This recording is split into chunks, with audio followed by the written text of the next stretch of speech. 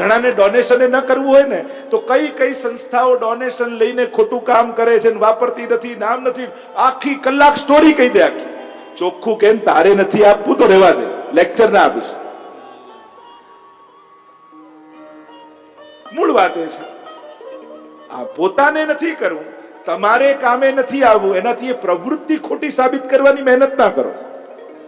હવેલીમાં તમારે સેવામાં પ્રવૃત્તિમાં ભાગ નથી લેવો એટલે લોકો ફિલોસોફીમાં જતા રહે.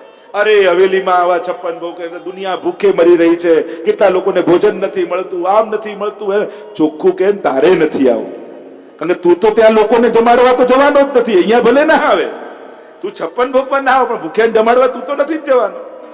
પણ માણસ આ ચતુરાઈ કરે છે, હોશિયારી કરે. ઘણા સોશિયલ વર્ક કરવું કે ભગવાનની ભક્તિ કરવું, આ બંને ઓપોઝિટ છે જ નહીં. બંનેને ઓર કેમ બતાવો છો? લોકો હોશિયારી કરે. લોકો મૂવીમાં એમ બતાવે આ મહાદેવજી પર દૂધ ચડાવો ને આટલો બગાડ થાય, પણ એવું મૂવી વાળા કે છે 500 ની ટિકિટ ખર્ચીને મૂવી જોવા ના આવતા, એના કરતા ગરીબને જમાડજો. ના, મૂવી જોવા તો આવો, દૂધ ના ચડાવશે. આ હોશિયારી છે.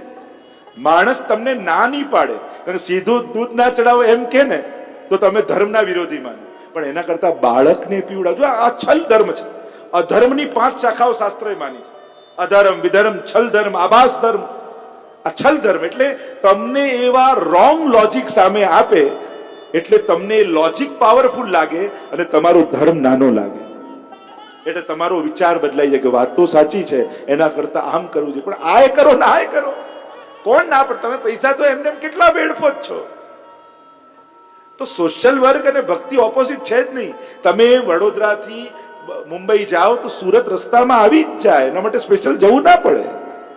ભક્તિ કરવા માટે નીકળ્યા હો તો દયા, કરુણા, અહિંસા, માનવ સેવા, આ બધું તો રસ્તાના પડાવો છે, એ જુદી મંઝિલ નથી. કારણ કે સારો માણસ જ સારો ભક્ત બની શકે છે. તમે માણસ જ સારા નથી તો સારા ભક્ત ક્યારે બની જ નથી શકવાના. એ કોઈ પણ ધર્મ ના હો, સારો માણસ પહેલા હોવો જોઈએ, પછી સારો ભક્ત થાય. એટલે જે આમ ઓરમાં બતાવે કે આ કરવું કે આ કરવું, અરે ના, આ કરો, આ બધું તો રસ્તામાં આવી જશે. આ તો બાય પ્રોડક્ટ છે, બધું થઈ જ જવાનું છે. તમે ભગવાનને પ્રસન્ન કરશો તો ભગવાન પુણ્ય અને સત્કર્મ કરવાના તમને અવસર અને વિચાર આપવાના જ છે. અને જો સારા વિચાર નથી તો ભક્તિનો વિચાર ક્યારે આવવાનો જ નથી તમારા મનમાં. એટલે રોંગ લોજિક થી બચો. અર્જુન પણ રોંગ લોજિક આપે છે. હોશિયાર છે ને, ભણેલો છે ને, ભણેલો માણસ ભૂલ ના સ્વીકારે. મને પ્રોબ્લેમ છે એમ ના કે, એ પોતાનો પ્રોબ્લેમ છે ને બધાનો બતાવી દે. એને ન જવું હોય ને, યાદ હમણાં તો સીઝન ખરાબ ને, ચોમાસાની સીઝન, વરસાદ બહુ હશે, હેરાન થઈ જશો, રહેવા એમ કરીને બધાનું કેન્સલ કરાવી નાખે. અને પોતાને દુકાનનું કામ બાકી હોય એટલા માટે. એટલે એને ના જવું હોય ને, એટલે એવી વાત ટોળામાં ભેગા મળીને કરે કે બધાને એમ થાય કે વાત સાચી છે. ના પાડે માણસ, એવા લોજિક આપે કે બધાની અંદર ન જવાનો, ન કરવાનો ભાવ પેદા થાય. અને આ ચતુરાઈ અર્જુન કરે છે. ને ભગવાનને વાંધો આ ચતુરાઈ જોડે છે, એના મોહ જોડે છે.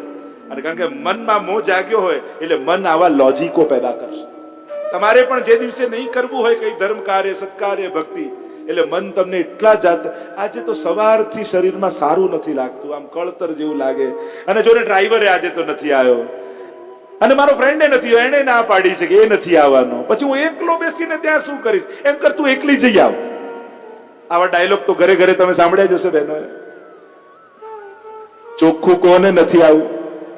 તમે એ જ કેવું, તસ્માદ ઉત્તિષ્ઠ કૌંતેય યુદ્ધાય કૃત નિશ્ચય. તમારે પણ હાથમાં સુદર્શન લઈ અને ઉભા થઈ જાઓ, એને તમારામાં ભગવત દર્શન થઈ જાય. એટલે માણસ એની ચાલાકી સાબિત કરવા છે કે હું તો સાચો જ છું. ઘણા લોકો પોતાની ભૂલ ના સ્વીકારે. ઘણી વાર હસબન્ડ વાઈફમાં પણ એવું થતું હોય. એક બેન રાતના આવે, લાઈટ ગઈ હતી એટલે ઘરનું તાળું ખોલવું તો ચાવી હતી, અને પેલા બેન ખોલવા જાય અને પેલા કે તમે ટોર્ચ પકડો, અને ટોર્ચ પકડો એટલે હું ખોલું, અને બેન થી ખુલે જ નહીં તાળું. પેલા ટોર્ચ પકડી રાખી બેન, પેલા ભાઈએ, અને બેન થી ખુલે જ નહીં. એટલે ભાઈએ કહ્યું લાવ હું ખોલું, તું ટોર્ચ પકડ. અને ભાઈએ ચાવી લીધી, પેલા ટોર્ચ પકડીને ખુલી ગયું. ત્યારે બેને કીધું જો આ રીતે ટોર્ચ પકડાય. એમ ના કીધું કે તમારાથી ખુલી ગયું, ટોર્ચ આ રીતે પકડાય ત્યારે આ બધું ખુલે. એમ જ ઘણા એવા હોય.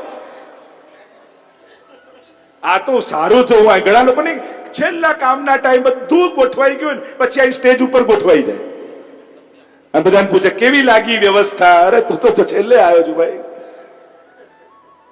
અમારે એક હતા ભીતરિયા, એ ભીતરિયા એવું કરે બધા બનાવડા બીજા પાસે, પીરસવાનો ટાઈમ આવે ને ત્યારે જયારે આજ કેસો લગ્યો કેવું કેવું છે એમ કે બહુ છે, અને બધું આનંદા બનાવવું હોય, ખાલી પૂછવા જ આવ્યો હોય. તો મન અનેક પ્રકારની ચાલાકી કરતું હોય છે. મહાપ્રભુ હરિરાય કહે અંતર્યામી સમસ્તાનામ ભાવમ જાનતે ન ચાતુર્યમ પ્રયોજકમ, ચતુરાઈ બધે જ કરજો, પણ જેણે બુદ્ધિ આપી છે ને ભગવાન આગળ ચાલાકી ન કરતા. કારણ અંતર્યામી સમસ્તાનામ ભાવમ જાનતી માનસમ, એ તમારી ચાલાકી. મને એ જ જોઈને હસવું હજારો વાર આવે છે, મને એ જ જોઈને હસવું હજારો વાર આવે છે. ભગવાન તારા બનાવેલા આ તને બનાવે છે. આપણે કોને બનાવવા નીકળ્યા છે? આપણે કોને સમજાવવા નીકળ્યા છે? આપણે ઘણી વાર આ બધા કારણો આપવા ઠાકોરજી આગળ ઉભા રહીએ ને, પ્રભુ તો કરવું તો હતું પણ આ બધા કારણો હતા. પ્રભુ કે મારી આગળ તો ખુલાસાઓ ન કરીશ, હું તો તને જાણું છું, તારા અંતઃકરણની વાંચનારો છું. આ કેવલ અર્જુનની જ દશા નથી, આ રોજ બરોજ આ દશાઓ આપણી થાય છે. કારણ મોહ હોય છે, કારણ કંઈ જુદા હોય છે અને લોજિકો કંઈક જુદા આપીએ છે. અર્જુનને અંતઃકરણની તકલીફ છે, પ્રોબ્લેમ એ છે, મનનો રોગ છે. અને આ રોગોને ભરી ઝાંખી ક્યાંથી થાય હરી તારી ઝાંખી ક્યાંથી થાય, કે કેટલા પાપ ભીતર ભર્યા હોય ને જઈએ કે દર્શન થઈ જાય. પ્રભુ કે આટલા પડદાઓ ચડ્યા છે, પેલા એ તો ખોલ. ટેરો મારો તો ખુલે છે, તારી આંખના ટેરા નથી ખુલતા. મારા ટેરા તો રોજ સમય ખુલી જાય છે, પણ તને હું નથી દેખાતો કારણ કે તારી આંખમાં પડદા પડેલા છે. આ મોહનો પડદો પડ્યો અર્જુનની આંખોની આગળ. એટલે હવે વ્યક્તિગત પ્રોબ્લેમને સમષ્ટિગત બનાવતા અનેક પ્રકારના 35મા શ્લોકમાં અર્જુન કહે છે હું કોઈને મારવા ઈચ્છતો નથી. આ બધા ત્રિલોકને લઈને રાજ્યને લઈને શું કરીશ? સ્વજનો જ નહીં રહે પછી આ બધું ભોગવીને કરવાનું શું? સુખ તો સ્વજનોની સાથે હોય છે. થોડી વાર પહેલા જેની જોડે લડવા તૈયાર થયો એ સ્વજનોએ તો દુઃખ આપ્યા છે, એટલે જ તો લડવા આવ્યો છે. ખબર છે વાંધો જો ઘણીવાર બહારના જોડે લડવાનું આવે ને તો માણસ લડી લે, પણ પોતાના જોડે લડવાનું આવે ને ત્યારે એ લડાઈ બહુ અઘરી થઈ જાય. સ્વજનો જોડે લડવું બહુ અઘરું છે. બહારના લોકોને સમજાવવા બહુ સહેલા છે, પણ સ્વજનોને, ઘરના લોકોને, પરિવારના લોકોને સમજાવવા બહુ અઘરું. અરે બહારના લોકો સલાહ જેની લેવા આવતા હોય ને એના ઘરના લોકો ન માનતા હોય, એને ન પૂછતા હોય, આખું ગામ એની પાસે સલાહ લેવા આવતું. ક્યાંક રસ્તો બહુ પથરાવાળો કાંટાવાળો હોય, આખો રસ્તો કાચો ને હમણાં રસ્તો બની રહ્યો છે ને એટલા કાંકરા છે, તમે એક ચપ્પલ પહેરો પગમાં તો એકે પથ્થર ન વાગે ને નીકળી જાઓ, કઈ ખૂચે નહીં, આરામથી તમે નીકળી જાઓ. પણ એનાથી ઉલટું જાજમ પાથરી છે, વેલ્વેટની રેડ કાર્પેટ છે, પણ એક નાનકડી કાકરી બૂટની અંદર હોય તો ચાલવું બહુ અઘરું થઈ જાય. પછી તો એટલી ખૂચે કે એક એક ડગલું ભરવું અઘરું થઈ જાય. બહારના કાંકરાઓને પહોંચી વળાય, પણ ઘરનો એક કાંકરો ખૂંચતો હોય ને એનાથી બચવું બહુ અઘરું થઈ જાય છે. એનાથી સમાધાનો શોધવા બહુ અઘરા થઈ જાય છે. આખું એક જંગલ કપાતું હતું. એટલે પેલા એક નાનકડા છોડે વૃક્ષને પૂછ્યું કે આપણે કેમ કપાઈએ છીએ? ત્યારે પેલા મોટા વૃક્ષે કહ્યું કે આપણામાંથી એક છૂટો પડી પેલા લોખંડ જોડે જોડાઈ ગયો છે એટલે આપણે કપાઈ રહ્યા છીએ. એનો હાથો લાકડાનો જ હોય ને, કુહાડીનો, ભલે કાપવાનો ભાગ લોખંડનો હોય પણ હાથો તો લાકડાનો જ હોય કે આપણો જ ઘરનો એક માણસ બીજા જોડે ભળી ગયો છે એટલે આપણે બધા જ કપાઈ રહ્યા છીએ. જીવનનું પણ એમ જ થાય. બહારના જોડે લડવું સહેલું છે, માણસ લડી લે કે બહારના છે ને, પણ ભીતરના લોકોને તો મરાય નહીં કહેવાય નહીં. માણસને એ મૂંઝવણ એવી અઘરી થઈ જાય છે ને સમાધાનો શોધવા. ઘણી વાર લોકો ચર્ચા કરવા આવે, મળવા આવે કે કરવું શું હવે? કહેવાતુંય નથી, લડાતુંય નથી. અને આવા સંજોગોમાં સમાધાન શોધવા બહુ કઠિન થઈ જતા હોય છે. માણસની ભીતરની લડાઈ બહુ કઠિન છે. માણસને જ્યારે એમાં પણ પોતાની જાત સાથે લડવું પડે. એક તો પોતાના સાથે લડવું અને બીજું પોતે સાથે, પોતાની સાથે લડવું. પોતાના ને પોતાના જે પોતાની સાથે, આ બંને યુદ્ધ જુદા છે. કારણ કે જયારે પોતાના લોકો જોડે લડવાનું આવે ને ત્યારે પોતાની સાથે બહુ લડવું પડે. પોતાની જાતની ઈચ્છાઓ, વિચારોને બહુ મારવા પડે છે માણસને ત્યારે જઈને, કારણ કે ઘસાયા વગર સુગંધ પેદા થતી જ નથી. જો ઘરમાં શાંતિ અને સંપની સુગંધ ફેલાવી હોય તો ક્યાંક કોઈ એકે તો ઘસાવવું પડે જ છે. જેમ ચંદન ઘસાય ત્યારે જ એની સુગંધ નીકળે, એમ જ પોતાના લોકો જોડે લડવું બહુ કઠિન છે. કારણ કે ત્યારે સાચું કહેવું કે નહીં, એક વિચાર મનમાં દ્વંદ્વ આવી જાય. અહીંયા અર્જુનની સાથે સામે પોતાના છે એટલે પોતાની જોડે પહેલા લડવું પડે, પછી પોતાના લોકો જોડે લડવાની હિંમત આવે. એટલે હવે યુદ્ધ બહાર જે ચાલતું હતું, જો બે ભીતરો બે યુદ્ધો, એક બાહ્ય યુદ્ધ, એક આંતરિક યુદ્ધ, આ બે પ્રકારના યુદ્ધો હોય છે. અને આ બંને યુદ્ધમાં, કારણ કે જ્યાં સુધી અંતઃકરણમાં યુદ્ધ ચાલે છે ત્યાં સુધી બહારનું યુદ્ધ જીતવું બહુ અઘરું છે. એટલે જ ધર્મ બે પ્રકારનો છે, જેમ ક્રિયાકાંડમાં છે અને એક અધ્યાત્મમાં છે. એક તમારા અંતઃકરણનો ધર્મ આધ્યાત્મિકતા અને બીજું ધાર્મિકતા. આ બંને રીતે યુદ્ધ લડવાના છે, બંનેના ઉપાયો અને સોલ્યુશન શોધવાના છે.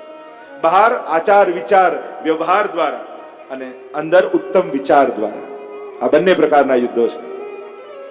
અને આ બંને યુદ્ધ કઈ રીતે જીતવા, એટલે અર્જુન હવે બહારનું યુદ્ધ ભૂલી ગયો છે. જો ભગવાન બહારના યુદ્ધમાં હથિયાર વગરના છે, કે હથિયાર નહીં લઉં સારથી બનીશ.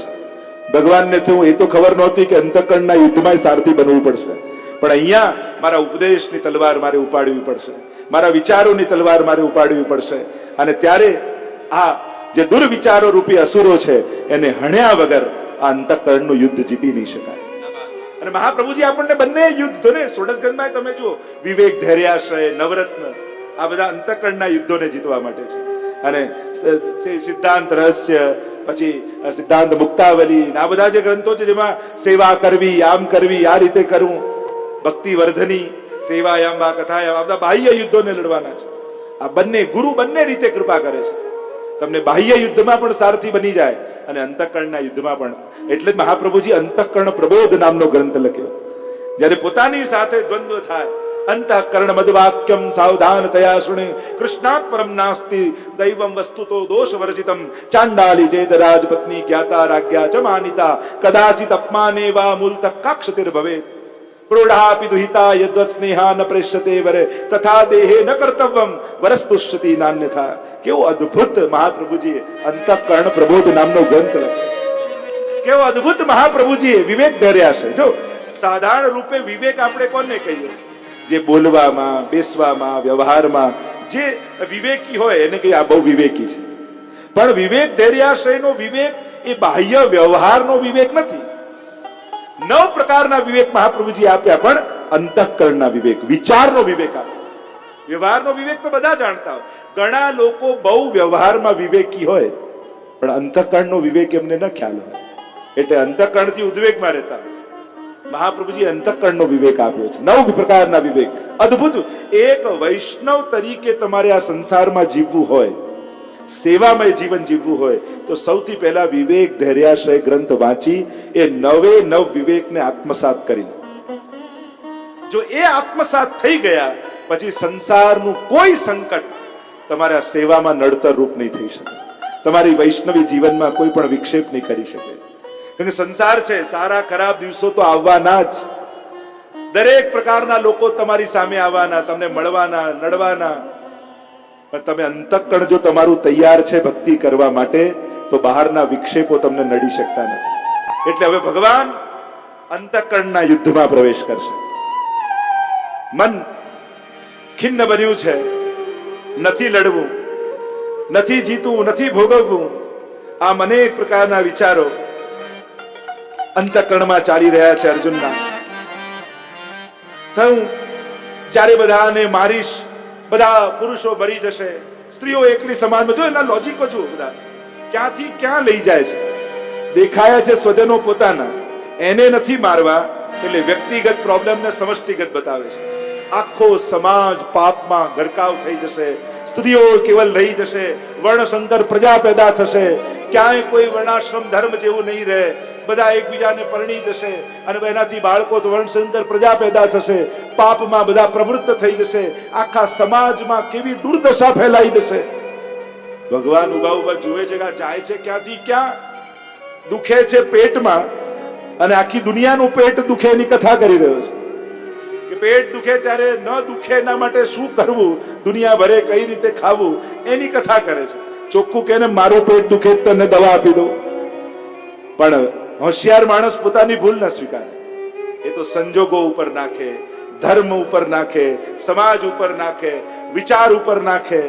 મારે તો દુનિયામાં શાંતિ જોઈએ છે એટલા માટે હું આ કહી, તું ઘરે શાંતિ રાખ ને ભાઈ, તું શાંત થાને પહેલા.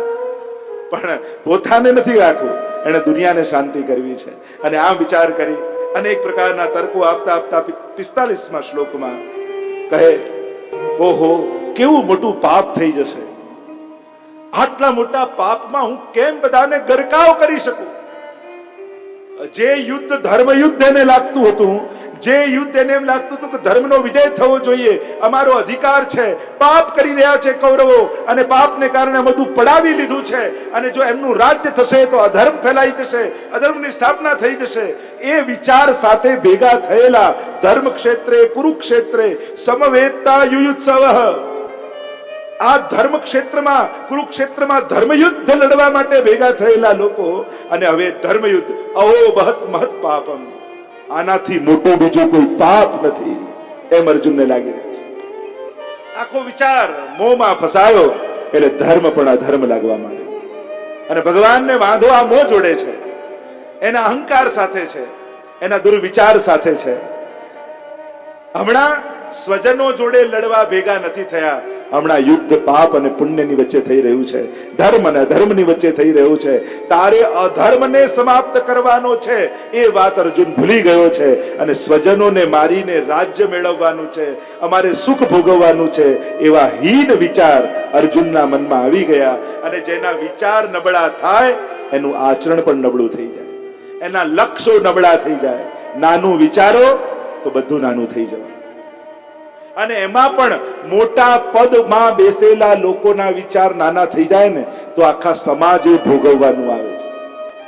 અર્જુન યુદ્ધ લડીને લડ્યા વગર જતો રહેશે હાર માનીને તો આખું પાંડવ હારી જશે. ત્યારે સમાજનું શું થશે, પ્રજાનું શું થશે, ધર્મ શાસનનું શું થશે, એ કોઈ વિચાર અર્જુનને આવતો નથી. અને મોટા પદ પર બેસેલા વ્યક્તિઓ ભૂલ કરે ને તો એ ભૂલ કેવલ એ પોતે ભોગવવાની નથી હોતી, આખી પ્રજાએ ભોગવવાની હોય છે. તમે ઇતિહાસના પાનામાં જોઈ લો, મોટા પદ પર નેતાઓ યા મોટા પદ પર બેસેલા રાજાઓ યા ધર્મના મોટા પદ પર બેસેલા લોકો જ્યારે જ્યારે ભૂલ કરે છે ત્યારે ભોગવવાનું આખા સમાજે આવતું હોય છે. એટલે ભગવાન આ પ્રોબ્લેમ સમષ્ટિગત છે અને અર્જુનના વિચારો નબળા થયા એટલે આખા સમાજના આ પ્રોબ્લેમ એને વ્યક્તિગત દેખાવા લાગ્યો કે આ તો મારો પર્સનલ પ્રોબ્લેમ છે એવું દેખાવા લાગ્યું. અને ભગવાન પર્સનલ પ્રોબ્લેમના સોલ્યુશન માટે આવ્યા જ નથી. જો તમારા હાથમાં બાંધેલી ઘડિયાળ મોડી પડે તો તમે એકલા મોડા પડો, પણ ગામનું ટાવર મોડું પડે ને તો આખું ગામ મોડું પડે. આપણો ચહેરો કાળો થાય એનો વાંધો નહીં, પણ જો અરીસો કાળો કરી નાખો ને તો જે જુએ એને ચહેરા કાળા દેખાય. જ્યારે આવા, કારણ કે આ ધર્મયુદ્ધ છે, આ કોઈ રાજ્ય કે કોઈને વ્યક્તિને જીતાડવા કે સુખ દુઃખની વાત જ નથી. અને અર્જુન બહુ જ પર્સનલાઇઝ આ પ્રોબ્લેમને કરે છે અને એટલું બધું પર્સનલાઇઝ કરે કે આ યુદ્ધના ઉદ્દેશ્યો જ ગુમાવી બેઠો. જે મહાન ઉદ્દેશ્યની સાથે યુદ્ધ થઈ રહ્યું હતું, એ યુદ્ધનું જે ધર્મ લક્ષ્ય હતું એ ધર્મ હટી ગયું.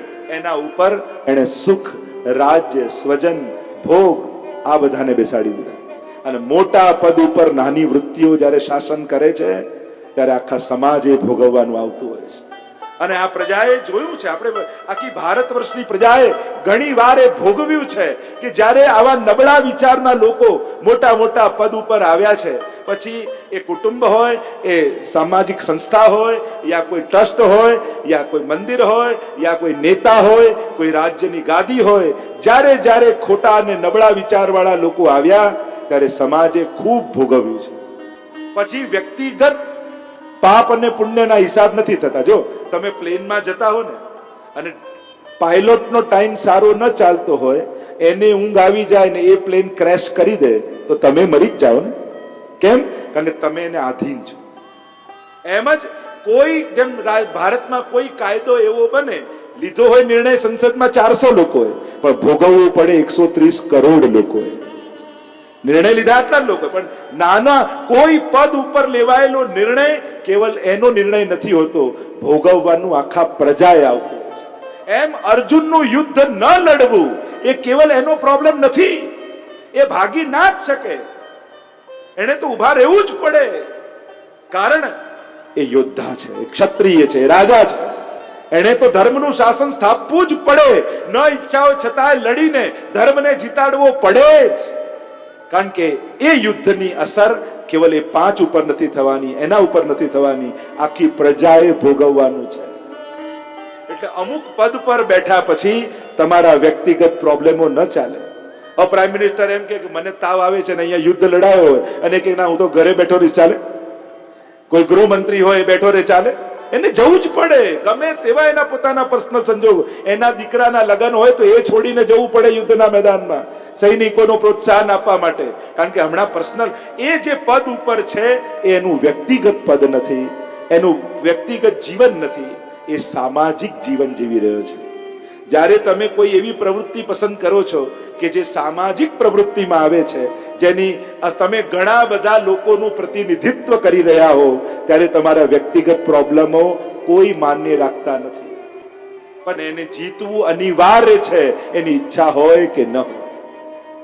એટલા માટે અર્જુનના વિચારો અત્યારે કોઈમાં, અને એકવાર તમે જોવા જાઓ તો અર્જુનના મુખમાંથી નીકળેલા શબ્દો જાણે એમ લાગે કે ધૃતરાષ્ટ્ર બોલી રહ્યો હોય. મામકાહા પાંડવાશ્ચૈવ. જે મોહ ધૃતરાષ્ટ્રના મનમાં છે એ ક્યાંક ટ્રાન્સફર થઈને અર્જુનના મનમાં આવી ગયો. મારું આમ થશે ને અમારા આમ થશે ને મારા સ્વજનો મારા સંબંધીઓ, આ મામકાહા અને પાંડવાશ્ચૈવ, આ મારું તારું ધૃતરાષ્ટ્ર બોલે બરાબર, પણ અર્જુન ક્યાંથી બોલી રહ્યો છે ભગવાનને તો એ આશ્ચર્ય લાગે છે. અને આ કોઈ પહેલી વાર યુદ્ધ લડતો એવું તો છે નહીં, ઘણા યુદ્ધો લડ્યા છે, ઘણાને માર્યા છે, ઘણાથી જીત્યો છે, છતાંય આજે જાગેલો મોહ. અને સંજય છેલ્લા શ્લોકમાં પ્રથમ અધ્યાયના કહે, સંજય કહેવા લાગ્યા, આમ બોલી અર્જુને પોતાનું ગાંડું મૂકી અને રથ ઉપર નિરાશ થઈને બેસી ગયા. હવે હું યુદ્ધ નહીં લડી શકું.